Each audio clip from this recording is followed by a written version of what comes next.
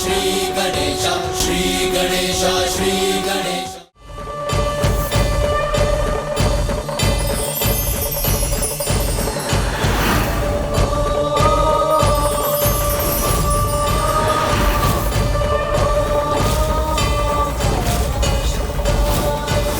ये क्या?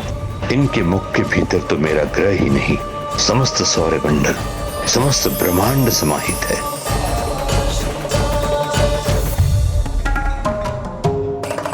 क्या हुआ लंकेश? असुर गुरु शुक्राचार्य को प्रभु पिपलाद के मुख में ब्रह्मांड दिखाई देते ही वो स्तब्ध क्यों रह गए?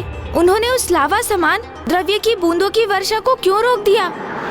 इसके पीछे भी एक कथा है गौरी पुत्र। गुरु शुक्राचार्य के असुर गुरु शुक्राचार्य बनने की कथा। मुझे भी इस कथा का स्मरण है लंकेश।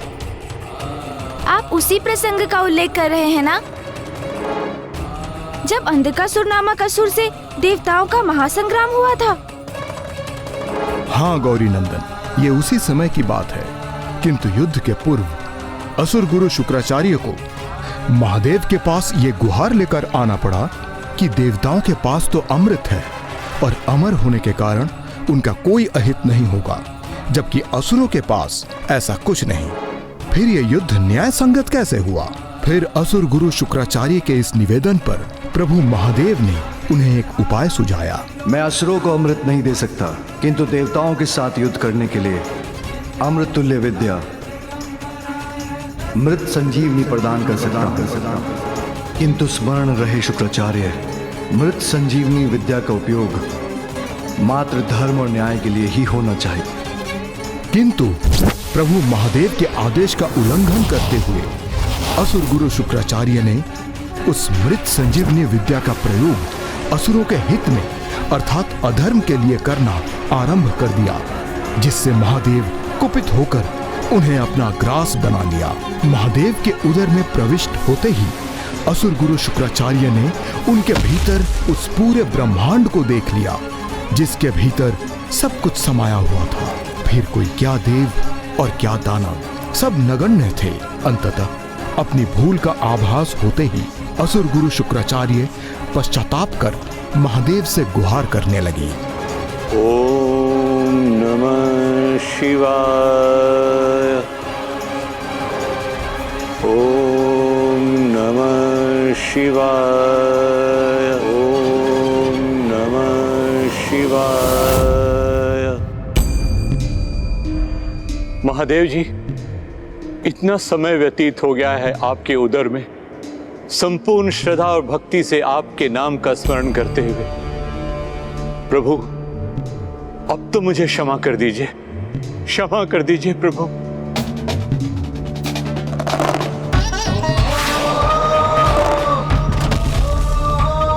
मैं आपकी आराधना एवं क्षमा याचना स्वीकार कर आपको मुक्त करता हूँ। आपकी प्रबल इच्छा शक्ति, भक्ति और ज्ञान से प्रभावित होकर मैं आपको सूर्यमंडल में एक स्थान प्रदान करता हूँ। आज से आप शुक्र ग्रह के अधिपति शुक्राचार्य कहलाएंगे।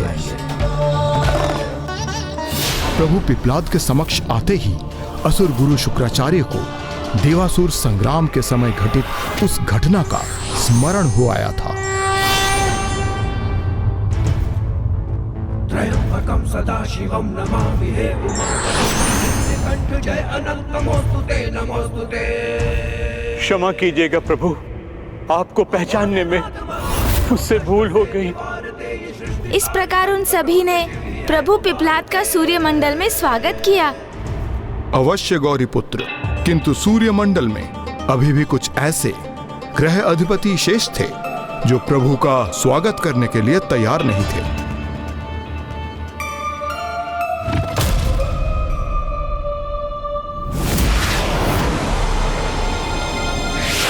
अब कुछ ही क्षणों में मैं शनिदेव के समक्ष पहुंचकर उनसे अपने सारे प्रश्नों के उत्तर अवश्य मांग लूंगा।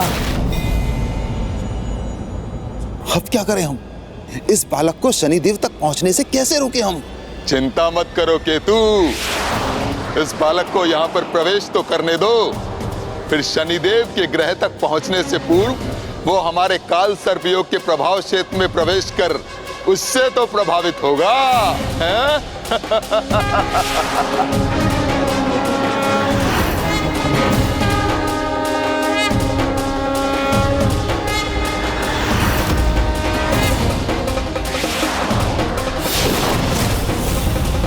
अर्थात जिस प्रकार सभी ग्रह के अधिपतियों ने काल सर्प योग से प्रभावित होते ही अपना विवेक खो दिया था, उसी प्रकार अब स्वयं प्रभु पिपलाद को लेकर भी यही संभावना उत्पन्न हो गई थी। कुछ योग ऐसे ही होते हैं गौरी पुत्र, जिनसे भगवान स्वयं भी सुरक्षित नहीं रह पाते हैं। काल सर्प योग से ये अवश्य रुकने पर बाध्य होगा।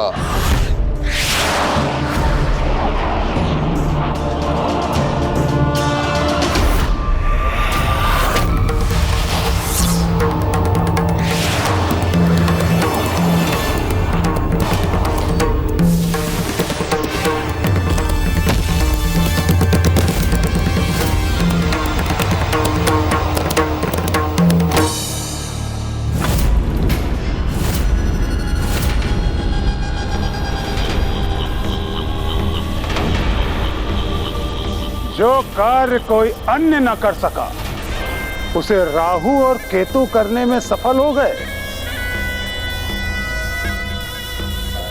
अद्भुत।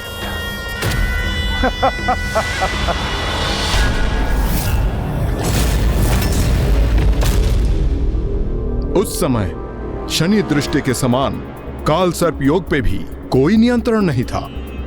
तो लंकेश, क्या प्रभु पिपलाद पर भी काल सर्प योग का वैसा ही अहितकर प्रभाव हुआ जो अन्य ग्रहों के अधिपतियों पर हुआ था? सामान्य रूप से जो व्यक्ति काल सर्प योग से प्रभावित होता है, उसका जीवन पूर्ण रूप से अस्थिर एवं अपमानजनक रहता है। व्यवसाय एवं अन्य प्रकार के हानियों के साथ आर्थिक संकट, असाध्य रोग और मानसिक विकारों से ग्रस्त होने के दुख भी भोगते हैं। किंतु इन सभी से अधिक भयंकर है काल सर्प योग के प्रभाव में आकर धीरे धीरे अपनी सुध बुद्ध एवं अपनी बुद्धि और विवेक से अपना नियंत्रण खो देना। और यही राहु और केतु प्रभु पिपलाद के साथ भी करना चाहते थे। इस बालक पर हमें अपने काल सर्प योग का सर्वाधिक शक्तिशाली प्रभाव करना होगा। ये कैसा प्रकाश है?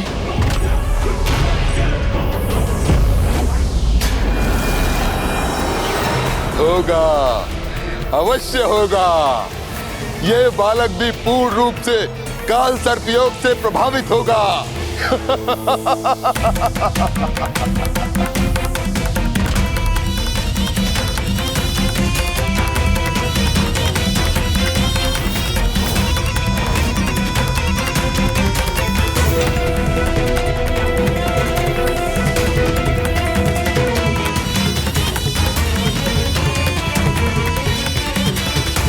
और अब ये कैसा अंधकार उत्पन्न हो रहा है मेरे चारों ओर?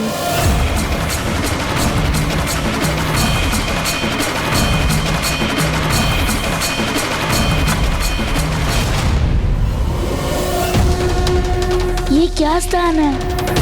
कहाँ आ गया हूँ मैं?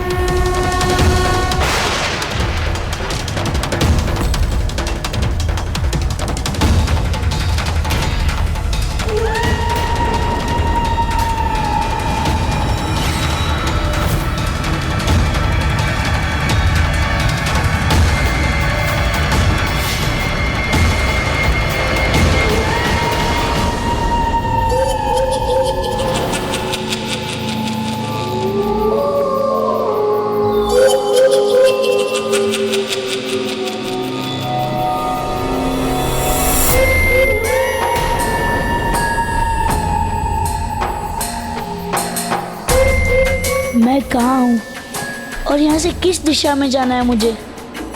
चिंता मत करो बालक, मैं करूंगा तुम्हारा मार्गदर्शन।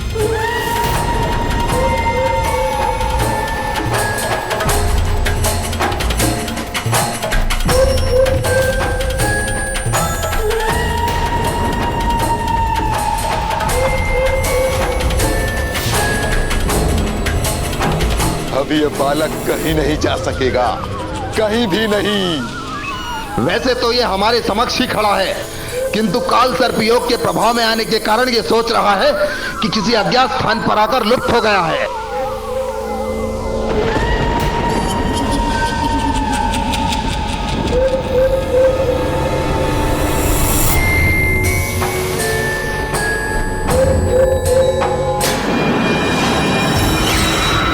तुम्हें बताऊंगा कि तुम्हें कहां जाना है। आगे बढ़ो, आगे। राहु केतु द्वारा उत्पन्न जिस काल सर्प योग से हम में से कोई सुरक्षित नहीं रहा, उस विकट योग से हमें मुक्ति दिलाने वाले ये दिव्य शिव रूपी बालक कहीं स्वयं तो उससे प्रभावित नहीं हो जाएंगे। राहु और केतु जिस शक्तिशाली काल सर्प योग को उत्पन्न कर रहे हैं, जिस पर भी इसका प्रभाव पड़ता है वो आजीवन इससे मुक्त नहीं हो पाता।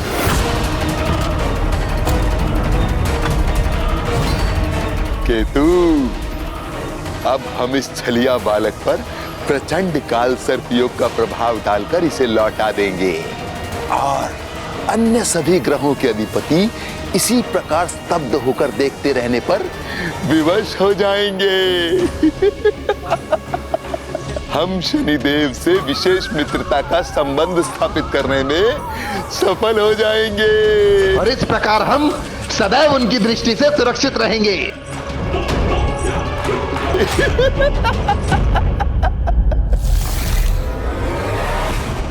राहु और केतु ने अपने प्रयासों से उस बालक को रोककर तारमंडल में अपने स्थान की सार्थकता को सिद्ध किया। उनके कारण अब ये बालक ना ही मुझ तक पहुंच सकेगा और ना ही मेरी दृष्टि के प्रभाव में आकर उसका तनिक भी अहित होगा।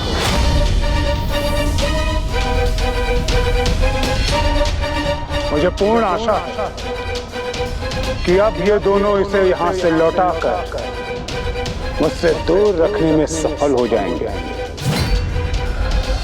अब मैं छलिया बालक को दिखाऊंगा कि काल सर्प योग कैसे किसी को उसके दुर्भाग्य में उलझाकर उसके जीवन को रोग और विकारों से ग्रस्त करता है। इधर उधर क्या देख रहे हो बालक? आगे बढ़ो, मैं पथ प्रदर्शन करूंगा तुम्हारा। तुम्हें बताऊंगा कि तुम्हें कहां जाना है। आगे बढ़ो, आगे और आगे, आगे बढ़ते रहो।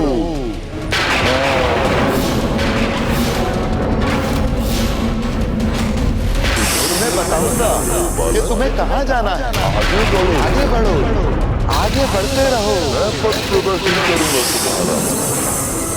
कदाचित मुझे इन नेत्रों की ओर ही बनना चाहिए।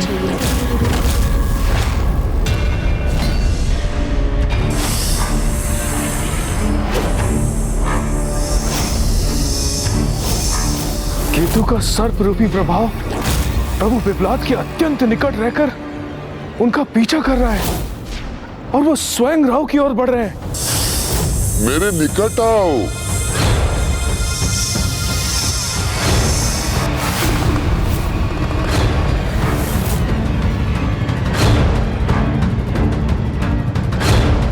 ये जो भी घटित हो रहा है किसका संकेत है? प्रभु की भव्य लीला का अथवा किसी घोर अनिष्ट का?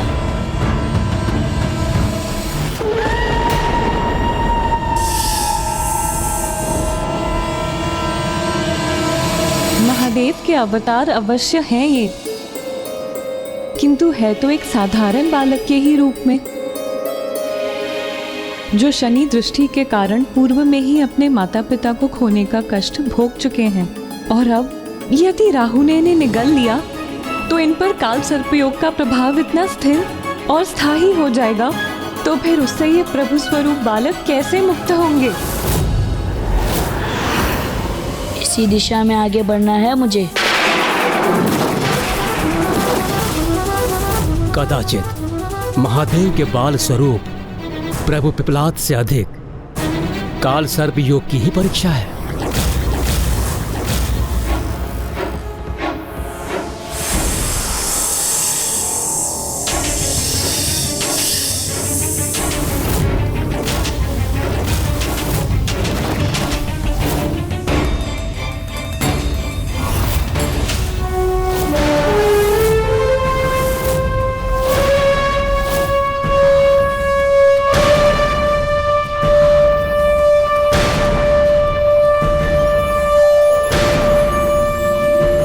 ऐसा प्रतीत हो रहा है काल सर्प योग के प्रभाव से मुक्त हो गए।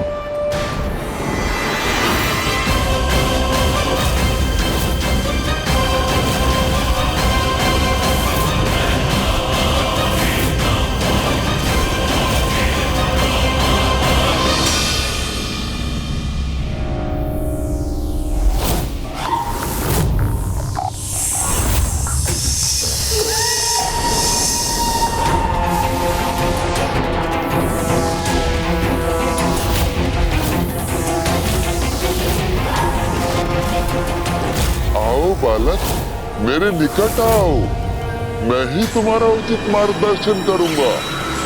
आओ, आते जाओ।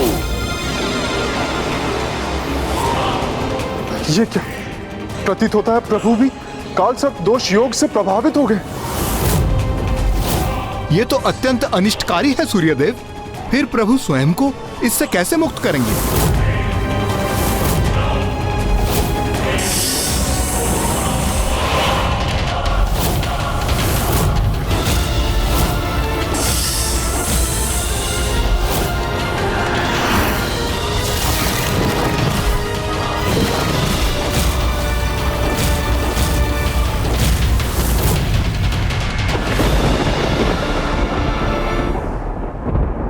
ये कैसे हो गया लंकेश?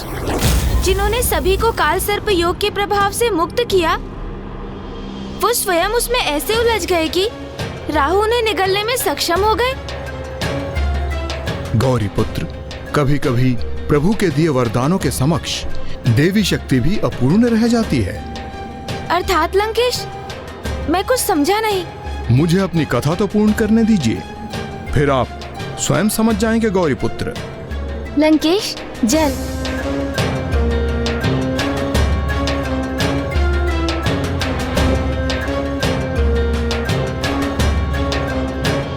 राहु तो यही समझ रहे थे कि उन्होंने प्रभु पिप्लाद को अपने मुख में बंदी बना लिया है और वो अब उन्हें काल सर्प योग के दो प्रमुख प्रताड़नाएं अर्थात मानसिक एवं भावनात्मक यंत्रणाएं भी देना चाहते थे। राहु हूं मैं, राहु, जिसकी माया के प्रभाव से किसी ग्रह के अधिपति भी रक्षित नहीं रहे। और अब वही राहु अपनी माया के प्रभाव से इस बालक को ऐसा अपार कष्ट देगा जिससे कि ये बालक यहाँ एक क्षण के लिए भी रुकने के स्थान पर प्रथम अवसर प्राप्त होते ही अपने कष्टों के निवारण हेतु यहाँ से लौटने के लिए विवश हो जाएगा।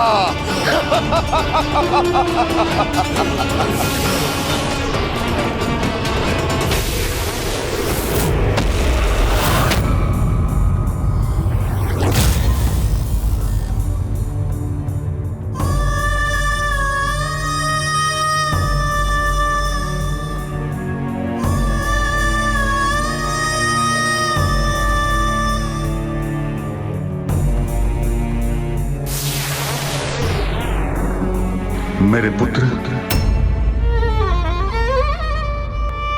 मेरे पुत्र, मेरे पुत्र। पिताजी,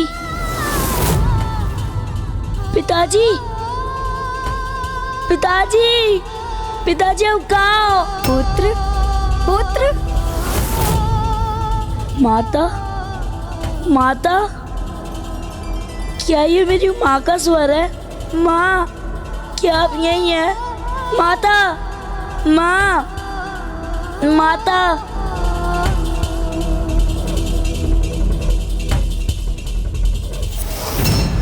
इतना समय व्यतीत हो जाने के पश्चात भी राहु ने उस बालक को वापस क्यों नहीं लौटाया? राहु क्या कर रहे हैं उस बालक के साथ? कहीं राहु से कोई कष्ट नहीं पहुंचा रहे? केतु, अभी तो मात्र अपने माता पिता की पुकार सुनी होगी इस बालक ने, अब ये उनकी गुहार भी सुनेगा। फिर ये छलिया बालक व्याकुल होकर उन्हें ढूंढना आरंभ करेगा। किंतु इसे अपने माता पिता कहीं दिखाई नहीं देंगे और ये इसी प्रकार उनको ढूंढने में उलझा रहेगा और थक कर क्लांत हो जाएगा। पुत्र वहाँ नहीं, यहाँ हूँ मैं। इधर आओ पुत्र, यहाँ तुम्हारी प्रतीक्षा कर रही हूँ पुत्र। मुझे यहाँ से मुक्त करो पुत्र। कहाँ हो पुत्र? आ क्यों नहीं रहे हो? माता। पुत्र वहाँ नहीं।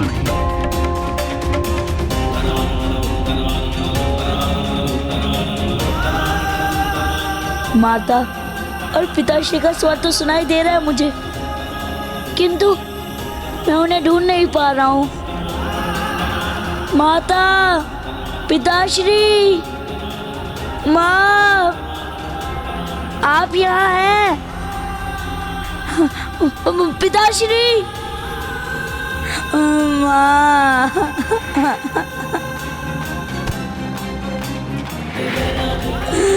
माँ, पिताश्री।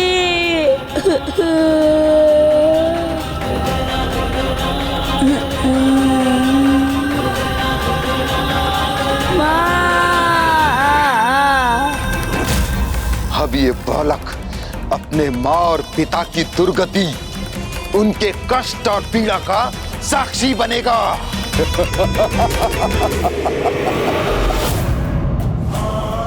प्रभु के बाल स्वरूप की ये पीड़ा अब मुझसे सहन नहीं हो रही।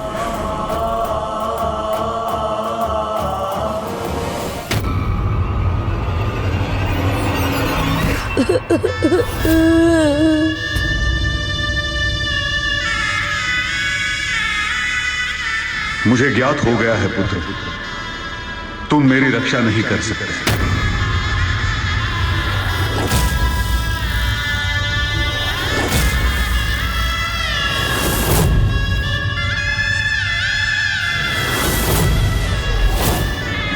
पिताश्री, पिताश्री, पिताश्री, पिताश्री, पिताश्री,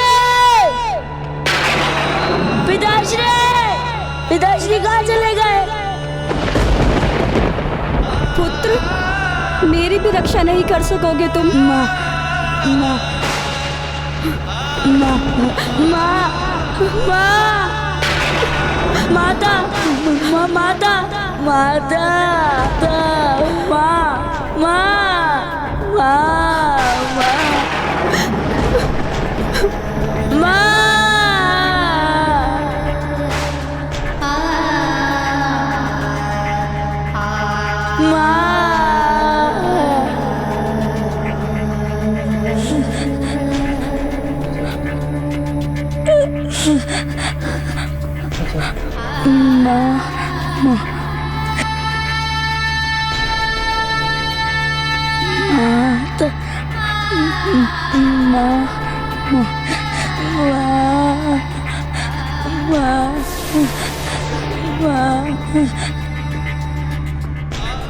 एक कोमल बाल हृदय बालक को राहु के कारण इतना कष्ट हो रहा है, ये तो शनिदेव को भी स्वीकार ना होगा।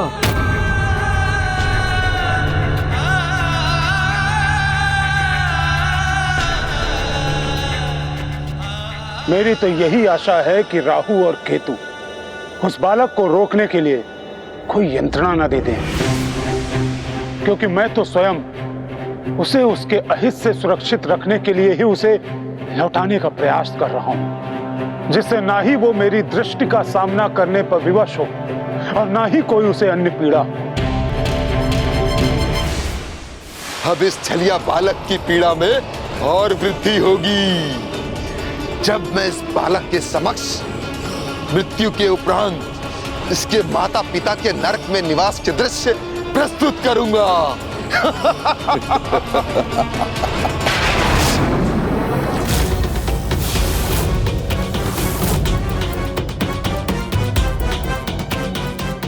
नहीं राहु, रुक जाओ।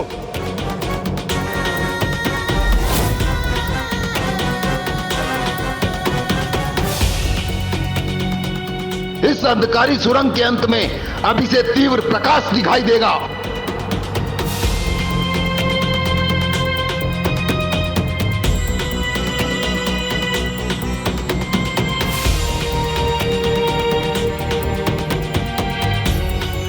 तब ये उस प्रकाश की ओर बढ़ेगा।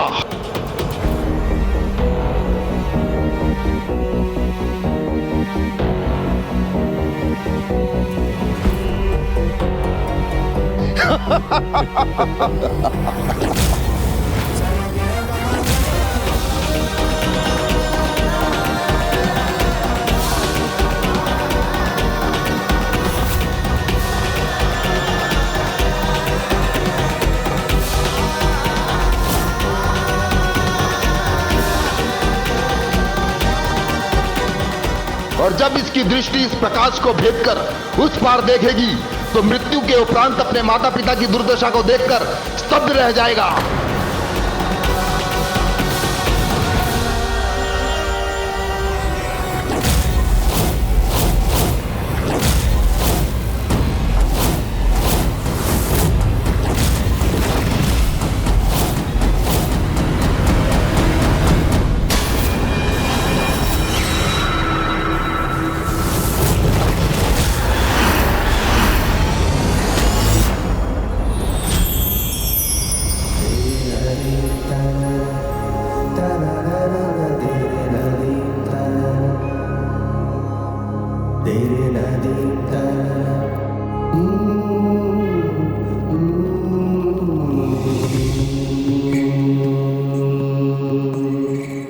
ईश्वर, आज आप ही के कारण स्वर्गलोक का अस्तित्व सुरक्षित है।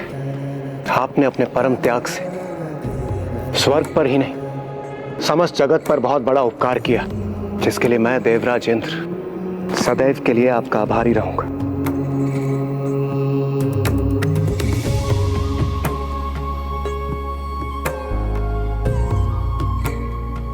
हाँ ऋषिवर, स्वर्गलोक ही नहीं अपितु पृथ्वी, संपूर्ण सृष्टि आपके बलिदान के कारण ही आज सुरक्षित है। अन्यथा वो दुष्ट व्रतासुर सर्वत्र विनाश करता, संपूर्ण ब्रह्मांड को लील जाता हो और कुछ भी शेष नहीं रहता।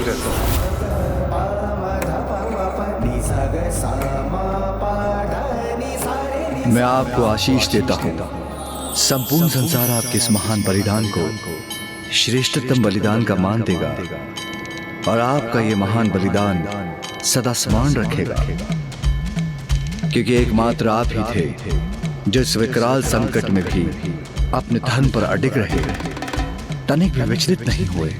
इसलिए आपका स्थान तो मेरे महानतम भक्तों में भी सर्वोच्च है। मैं आपको और आपकी सहभागिनी को, देवी सुवर्चा को मेरे धाम, मेरे कैलाश में विशेष स्थान प्रदान करता हूँ।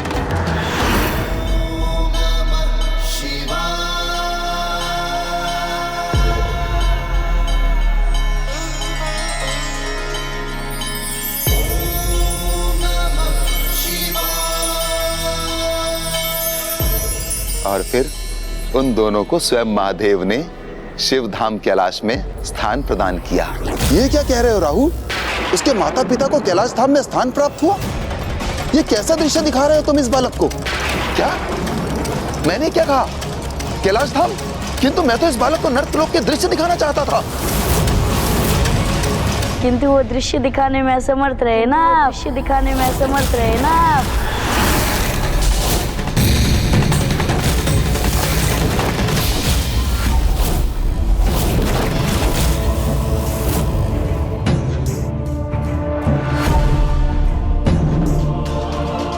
क्या मुझे नरकलोक अथवा उसकी दुर्गति के भ्रामक दृश्य दिखाएंगे? क्योंकि मैंने तो उसी सदगति के दृश्य देखे जो मेरे माता पिता को प्राप्त हुए। मैं आपको और आपकी सहभागिनी को, देवी सुवर्चा को मेरे धाम, मेरे कैलाश में विशेष स्थान प्रदान करता हूँ। ये कैसे संभव है? इस पर मेरी माया सफल कैसे नहीं हुई? जिसके हृदय में और मन मस्तिष्क में सत्य और धर्म का वास होता है, जो अपने कर्म और कर्तव्य के प्रति निष्ठावान होता है और जो सभी प्रकार से स्वच्छ एवं पवित्र रहता है, वो किसी के माया जाल में प्रभावित नहीं होता है राहु जी, चाहे वो तुम्हारा काल सर्प योगी क्यों ना हो।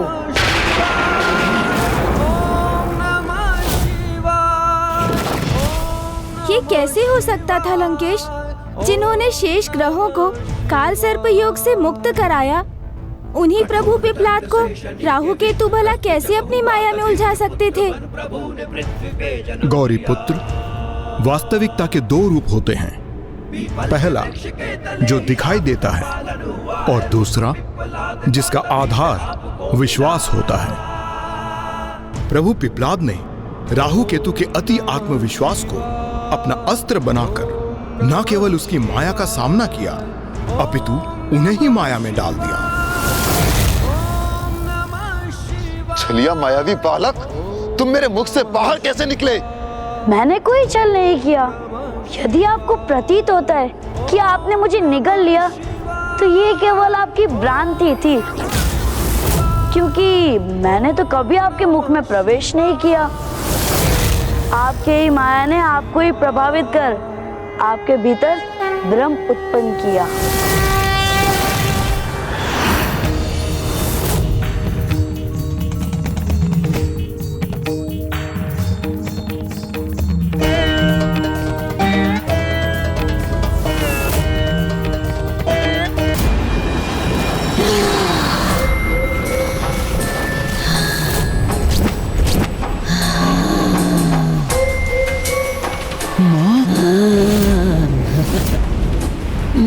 माँ, ये क्या कर रही हैं आप?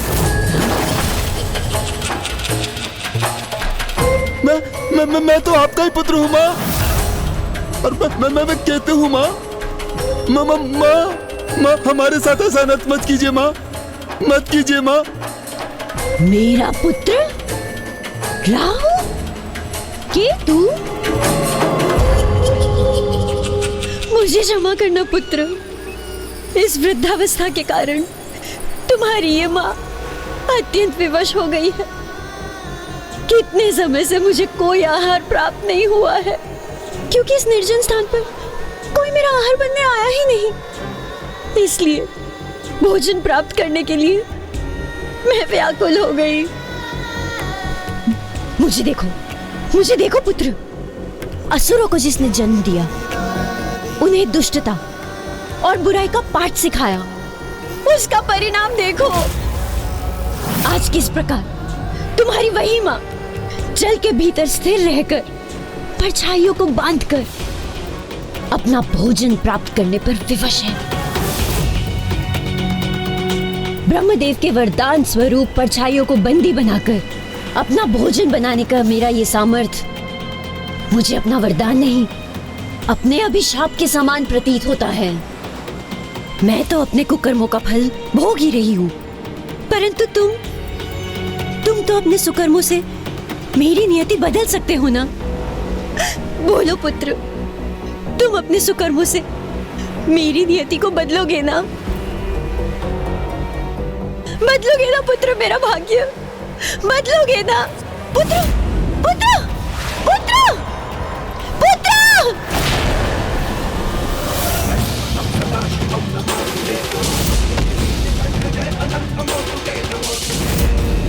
देखा है अपने माँ की दुर्गति।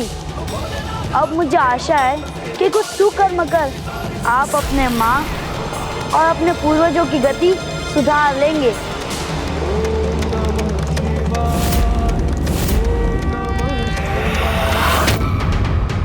एक नन्हे से बालक होकर तुम उन राहु केतु को उपदेश देकर सीख देने चले हो, जो सर्वाधिक विकट योग काल सर्प योग उत्पन्न करते हैं। हम वो राहु केतु हैं जिनसे सूर्य देव और चंद्रदेव भी सुरक्षित नहीं रहते हैं, और तुमने हमें ललकारने का दुस्साहस किया। तो अब राहु और केतु से उलझने का भयंकर दंड तुम्हें अवश्य प्राप्त होगा।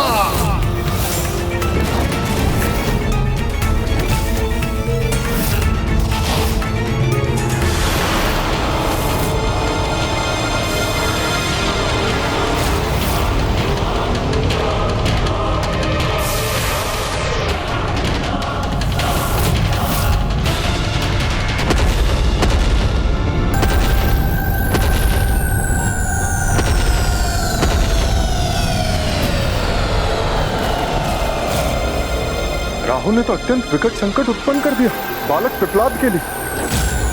केतु अत्यंत उग्र प्रतीत हो रहे हैं। ये तो बहुत बड़ा संकट उत्पन्न हो गया है।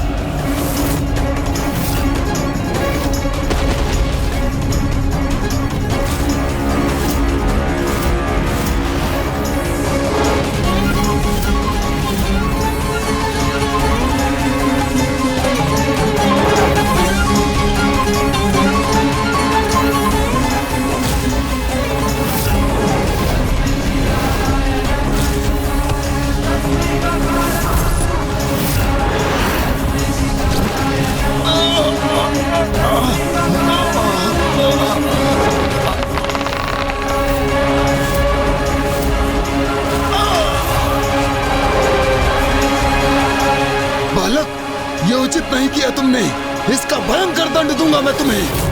अब मैं अपनी पूंछ में पुनः बांधकर तुम्हें नष्ट करूंगा।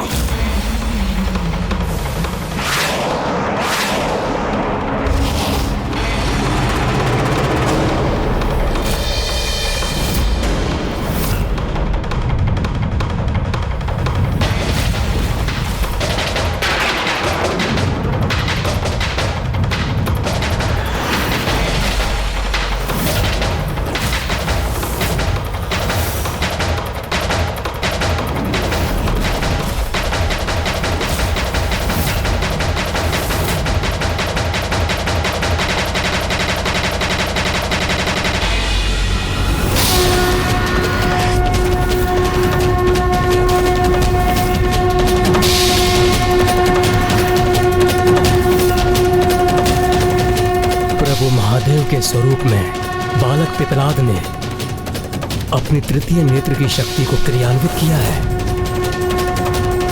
यदि यह त्रिनेत्र खुल गया तो उसकी क्रोधाग्नि से राहु और केतु का विनाश निश्चित है।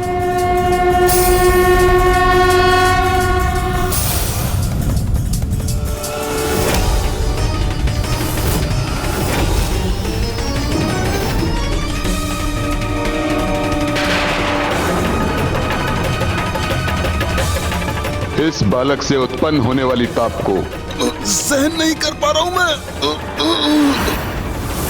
अब तो राहु और केतु अवश्य समझ जाएंगे कि बाल रूप में प्रभु महादेव ही हैं उनके समक्ष।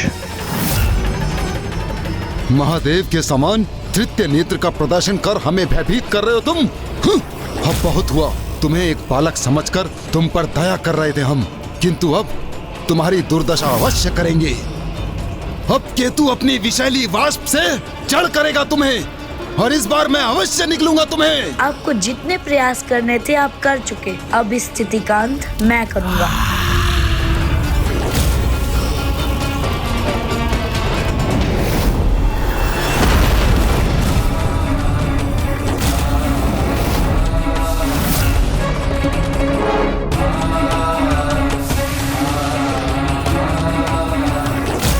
ये बालक इतना विशालकाय कैसे हो गया, और अब हमारे साथ क्या करने जा रहा है ये?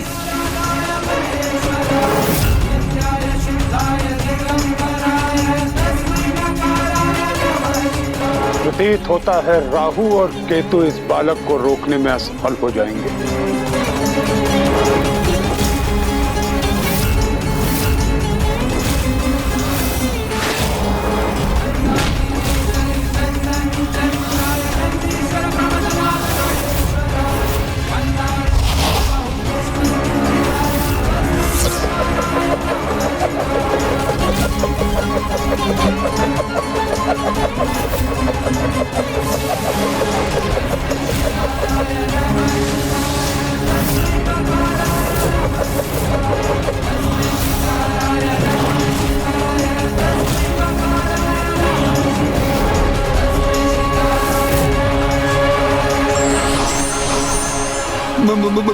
महादेव,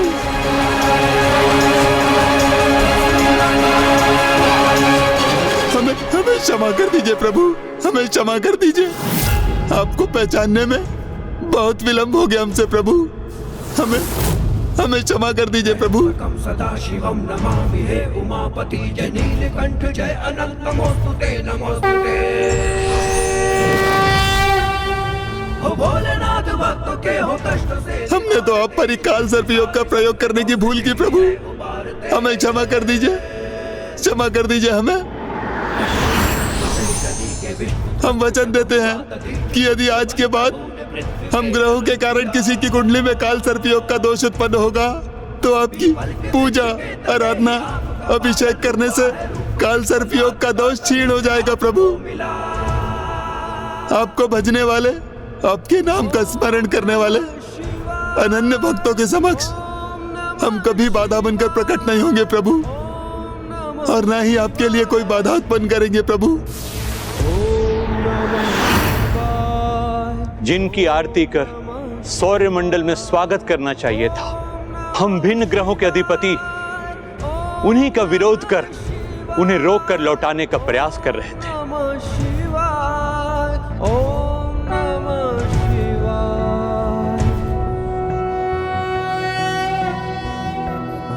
नागेन्द्रहाराय त्रिलोचनाय भस्मांगरागाय महेश्वराय नित्याय शुद्धाय दिगंबराय तस्मै नकाराय नमः शिवाय।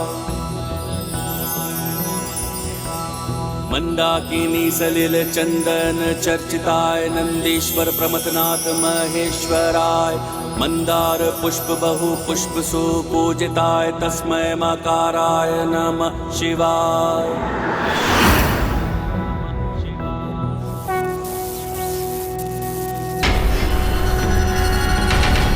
प्रतीत होता है समस्त ग्रहों के अधिपति एकजुट होकर इस बालक को रोकने का प्रयास कर रहे हैं। ग्रहाधिपतियों, कुछ भी करिए, कुछ भी, किंतु इस बालक को मेरे निकट पहुंचने से रोकिए, क्योंकि यदि एक बार ये बालक मेरे निकट पहुंच गया तो इसका विनाश निश्चित है। त्र्यंबकं यजामहे सुगंधिं पुष्टिवर्धनम् उर्वारुकमिव बन्धनान् मृत्युर्मुक्षीयमामृतात्। प्रभु पिप्लाद के कारण महादेव की पूजा और भक्ति के रूप में जगत वासियों को काल सर्पयोग अर्थात कुंडली के सर्वाधिक भयंकर माने जाने वाले दोष के प्रभाव से मुक्ति प्राप्त करने का सहज सरल उपाय प्राप्त हो गया। क्यों, मैंने उचित कहा ना लंकेश? अब काल सर्प योग पे तो नियंत्रण हो गया था, किंतु अभी भी शनि देव की दृष्टि पर कोई नियंत्रण नहीं था और प्रभु पिप्लाद अब स्वयं शनि देव की ओर बढ़ रहे थे।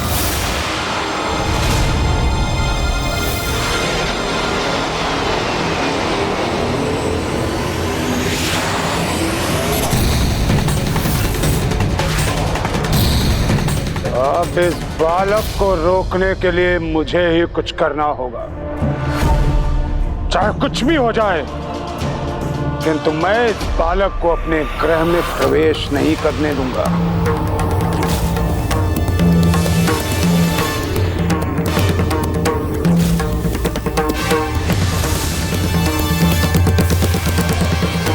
मेरे ग्रह के ये चक्र बाधा बनकर इस बालक को अवश्य रोक देंगे।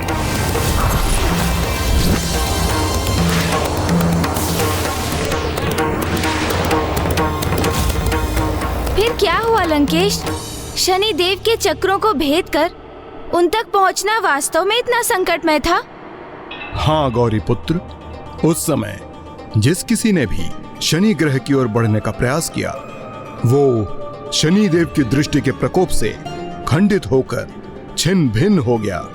स्वयं शनि देव के उपग्रह उनके चंद्र जब अपने मार्ग से भटककर उनके निकट पहुंचे तो वे भी खंड खंड हो गए। शनि ग्रह के ये चक्र उन समस्त अवशेषों से निर्मित है जिनसे टकराना तो अपने विनाश को ही निमंत्रण देने के समान है। इतना भयंकर विस्फोट? फिर तो बालक प्रभु पिप्लाद के लिए भी ये चक्र तो महासंकट बन गए होंगे ना? हाँ शिवनंदन, किंतु मेरे प्रभु शिव शंकर शंभु ने बाल स्वरूप की प्राप्ति के लिए किसी भी संकट को स्वीकार करने के लिए तैयार थे।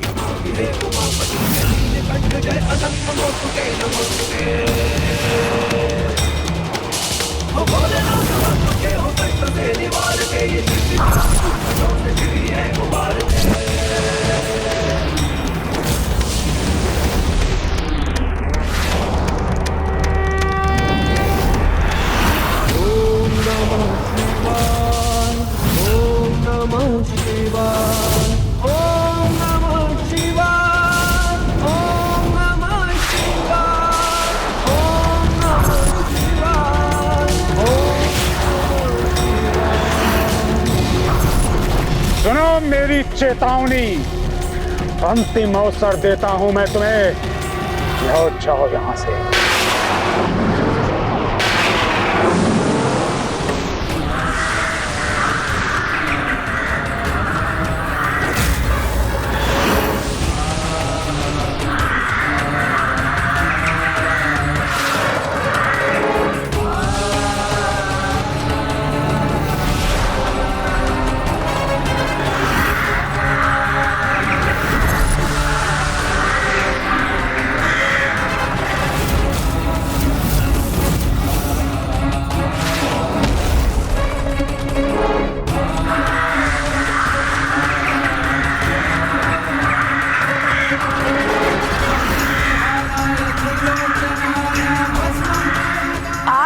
पहुंचने का मेरा निश्चय अटल है। आप चाहे मेरे मार्ग में कितनी भी बाधाएं उत्पन्न कर लें, किंतु मैं उन सबको नष्ट करके आगे बढ़ूंगा।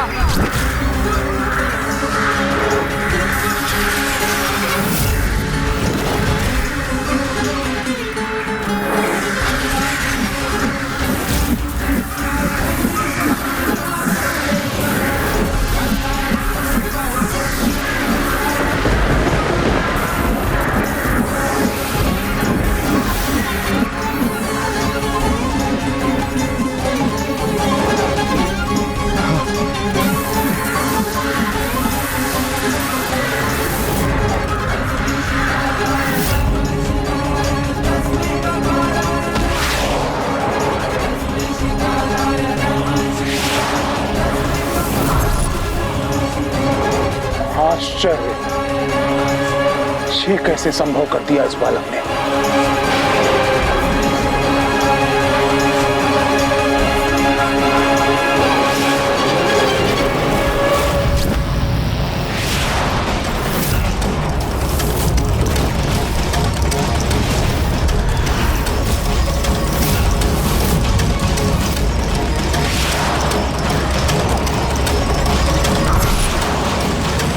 शनि ग्रह के चक्रों से तो अत्यंत कठोर विशालकाय उल्का पिंड भी सुरक्षित नहीं रहते, तो फिर प्रभु पिप्लाद उसे कैसे पार करेंगे?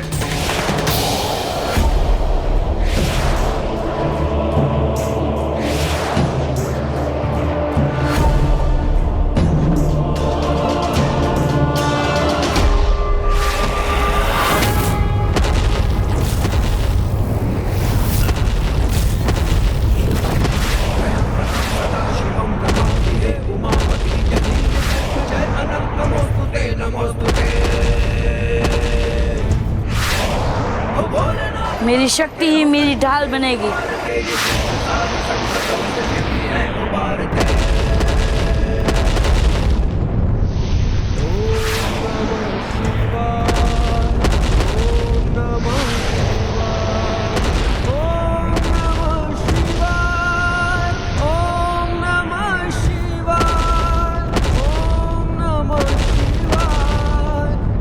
शनिदेव अपने ग्रह के चक्रों को और सशक्त कर रहे हैं, जिसके प्रभाव से बालक प्रभु पिप्लाद के लिए नवीन संकट उत्पन्न हो गया है।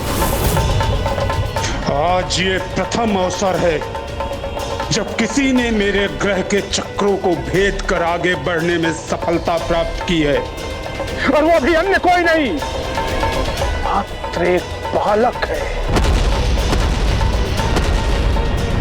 किंतु अब इस बालक को इसके दुस्साहस का परिणाम भोगना होगा।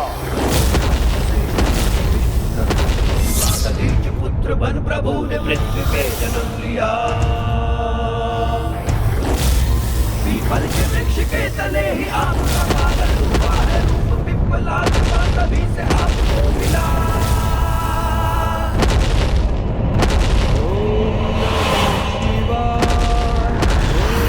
प्रतीत होता है शनिदेव प्रभु पिप्लाद को रोकने हेतु अपनी संपूर्ण शक्तियों का प्रयोग करने के लिए तत्पर हो रहे हैं, जिसका परिणाम अत्यंत भीषण होगा।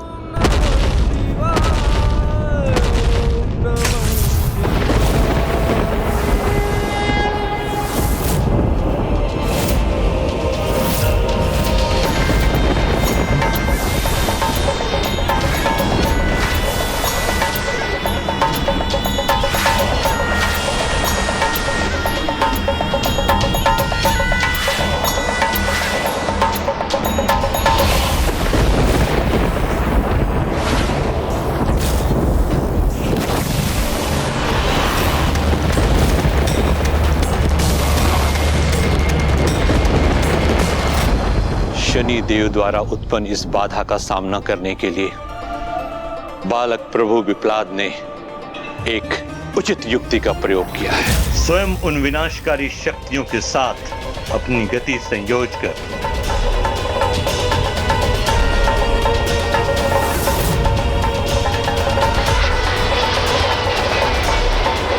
ये कैसा अनूठा सामर्थ्य है इस बालक में। मेरे ग्रह चक्रों की विनाशकारी शक्ति का भी सामना करने में कैसे सक्षम हो रहा है ये।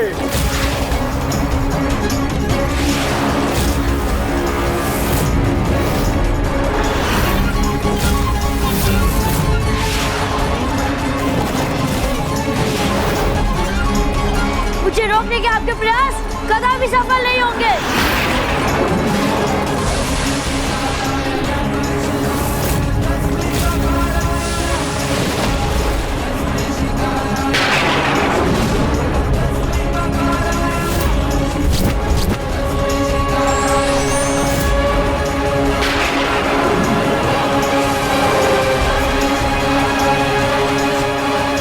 जिसका इतना अनूठा सामर्थ्य वो कोई साधारण बालक नहीं हो सकता, तो फिर कौन है ये बालक?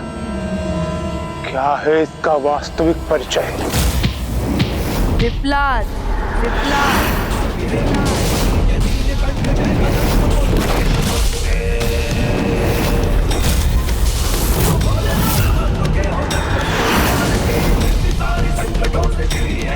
पिप्लाद हूँ मैं, वो पिप्लाद जिसके साथ आपने बहुत बड़ा अन्याय किया है।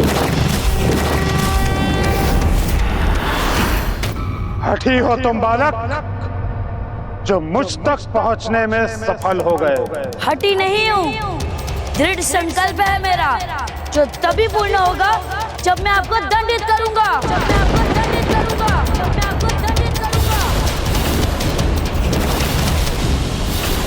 अबोध बालक, कदाचित तुम्हें यह ज्ञात नहीं कि तुम अपनी निशस्त्र अवस्था में किसके समक्ष खड़े हो। जानते भी हो कौन हूं मैं? जानते भी हो कौन हूं मैं? भली भांति जानता हूँ, आप एक भटके हुए देवता हैं। आप एक भटके हुए देवता हैं। भटका हुआ देवता? नहीं बालक, मैं वो हूँ जिसके भय से लोग धर्म पथ से भटकने का दुस्साहस नहीं करते। और ये तो मेरी दया है कि तुम जैसा भटका हुआ बालक मेरे सम्मुख आकर भी मेरी दृष्टि से अभी तक सुरक्षित है। और तुम्हारा तो यही प्रार्थना करना उचित होगा, मेरी दया दृष्टि क्रोध दृष्टि में परिवर्तित न हो जाए। दया? कैसी दया? किस दया की बात कर रहे हैं आप? एक नवजात शिशु से उसके पिता को छीन लेने की दया, और फिर माता के आंचल की छाया से वंचित कर देने की दया। शनिदेव, दया जैसा कोमल शब्द आपकी इस कठोर जीवा पर शोभा नहीं देता, क्योंकि ना तो दया करना आपका स्वभाव है और ना ही आप उसका अर्थ समझते हैं।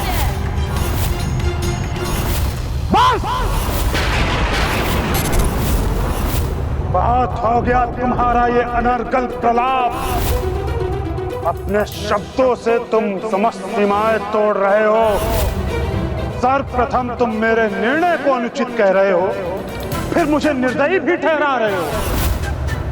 यह सर्वथा अनुचित है, क्योंकि मैंने सर्वदा निष्पक्ष भाव से सभी के साथ न्याय किया है। उनके कर्मों के अनुसार ही उन्हें फल प्रदान किया है। और मैंने तो अपने आराध्य स्वयं महादेव को भी अपने प्रभाव से मुक्त नहीं किया। उन्हें भी मेरी दृष्टि का सामना करने पर विवश होना पड़ा।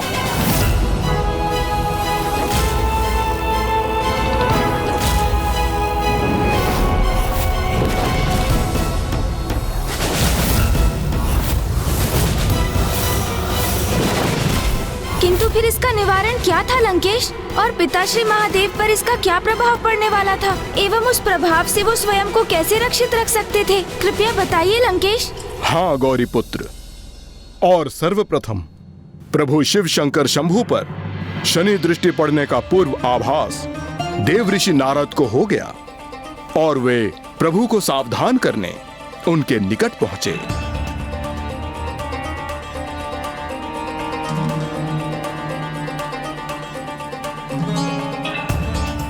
नारायण नारायण, महादेव को इतनी महत्वपूर्ण सूचना देनी है मुझे, किंतु प्रभु तो ध्यानस्थ है, तो कैसे सचेत करूं उन्हें? नहीं नहीं, प्रभु के ध्यान को भंग किया तो कहीं मैं ही उनके कोप का लक्ष्य न बन जाऊं। ये तो सर्वथा अनुचित होगा, किंतु फिर ये भी कहाँ उचित होगा कि जो मुझे ज्ञान है वो प्रभु तक पहुंचाने में मैं विलंब करूं। किंतु प्रभु महादेव कितनी अवधि के उपरांत अपने ध्यान से उठेंगे ये किसे ज्ञात है। यदि इस अंतराल में आज का दिवस बीत गया तो घोर अनर्थ होगा। मुझ पर कृपा कीजिए, शीघ्र आप अपने ध्यान से बाहर आइए प्रभु, अन्यथा मैं आपको जो सूचना देने आया हूं कैसे दूंगा कि आप पर शनिदेव की दृष्टि पड़ने वाली है। और यदि आप पर शनि दृष्टि पड़ गई तो संसार के समक्ष कैसा उदाहरण प्रस्तुत होगा प्रभु।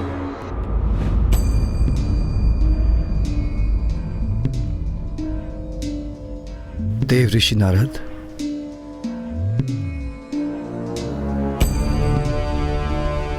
प्रभु प्रणाम महादेव। आप यहाँ इतनी चिंतित अवस्था में? प्रभु मैं जो संवाद आप तक पहुंचाने आया हूं वो कैसे कहूं, किंतु कहना भी आवश्यक है प्रभु। आप पर बहुत बड़ी विपत्ति आने वाली है। जैसे ही मुझे इस बात का ज्ञात हुआ मैं आप तक आ पहुंचा आपको सचेत करने। प्रभु कल भोर भय ही आप मुझ पर शनिदेव की दृष्टि पड़ने वाली है। नारायण नारायण, चमत्कार प्रभु, आपको कैसे ज्ञात हुआ? अभी आप ही ने तो बताया मुझे। मैंने? कब? कैसे? देव ऋषि नारद, जिस समस्या की सूचना लेकर आप मेरे पास आए हैं उसका समाधान भी बता दीजिए। नहीं नहीं नहीं। बताइए देव ऋषि नारद, इस अवस्था में मुझे क्या करना चाहिए? प्रभु आप सृष्टि के देव हैं, देवादिदेव महादेव हैं। मैं समस्या का समाधान सुझाने की दृष्टता कैसे कर सकता हूं प्रभु? नहीं देव ऋषि नारद, मुझे इस समस्या का कोई उपाय नहीं सूझ रहा, किंतु मुझे विश्वास है आपके पास इस समस्या का समाधान अवश्य होगा। समस्या का समाधान में